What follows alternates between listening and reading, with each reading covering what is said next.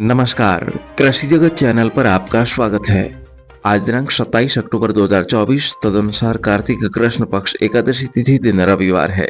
राजस्थान की साप्ताहिक मौसम अपडेट के साथ मैं अचल सिंह देवराज। प्रदेश में इन दिनों सुबह शाम हल्की सर्दी का असर देखने को मिल रहा है। पिछले 24 घंटों में सर्वाधिक अधिकतम तापमान बाड़मेर और जैसलमेर में 39.4 डिग्री सेल्सियस दर्ज किया गया। निम्नतम न्यूनतम तापमान 15 डिग्री सेल्सियस माउंट आबू में दर्ज होने के साथ ही कल चौथे दिन भी प्रदेश भर में आसमान पूरी तरह से साफ रहा। अगले 2 दिनों बाद अधिकतम तापमान में हल्की गिरावट शुरू होने की संभावना है।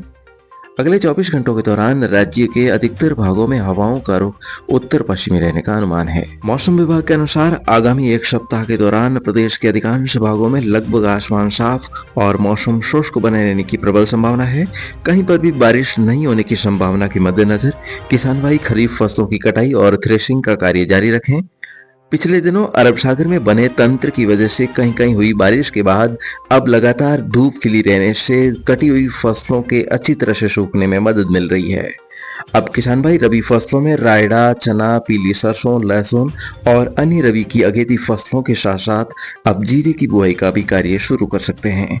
इसके अलावा अब अगेती इसबगोल की बुआई का भी उपयुक्त समय शुरू हो चुका है। वर्तमान में एक कमजोर पश्चिमी विक्षोभ भारत के उत्तरी पहाड़ी राज्यों से होकर आगे निकल रहा है। वहीं क्रमशः एक और नया कमजोर विक्षोभ हिमालय क्षेत्र पर पहुंचने को है, जिसका असर भी राज्य पर नहीं होने की पूरी संभावना है। इसके अलावा देश के दक्षिणी पूर्वी भागों पर दस्तक देने वाला चक्रवात दाना कमजोर होते हुए पूरी तरह से समाप्त हो गया है, जिसका अवशेष कम दबाव के रूप में उड़ीसा राज्य पर मौजूद है। भारतीय मौसम विज्ञान विभाग ने कहा है कि फिलहाल अगले 2 सप्ताह तक बंगाल की खाड़ी या अरब सागर के भागों पर कोई भी तूफान या मजबूत तंत्र बनने की संभावना नहीं है।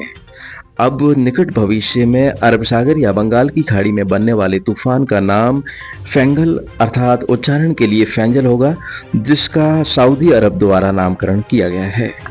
फिलहाल अगले एक सप्ताह तक ही नहीं बल्कि 10 दिनों तक भी राज्य में बारिश होने की संभावना नहीं है। ऐसे में किसान भाई खराब मौसम की चिंता किए बिना आराम से फसल निपटारे के साथ ही दीपावली का पर्व मनाएं।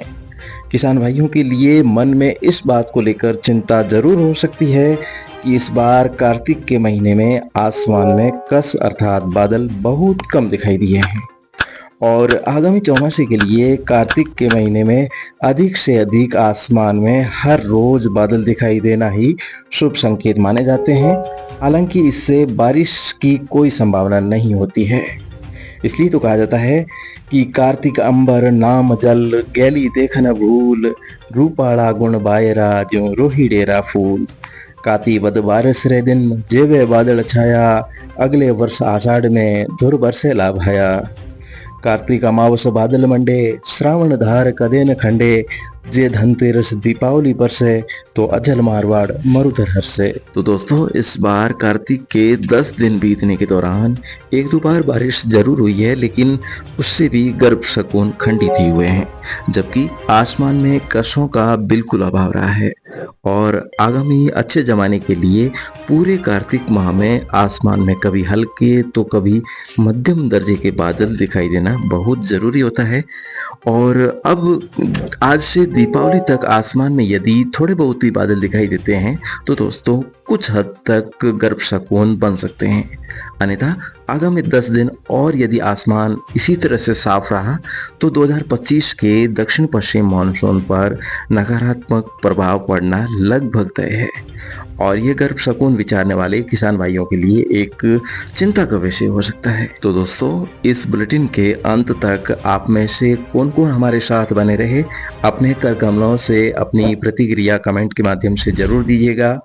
आगामी दिनों में मौसम समाचारों के साथ साथ आपके आदेश अनुसार अन्य विषयों पर भी विचार विमर्श जारी रहेगा। फिलहाल आज के लिए बस इतना ही। कल सुबह मौसम की नवीनतम अपडेट के साथ हमारी फिर से होगी मुलाकात।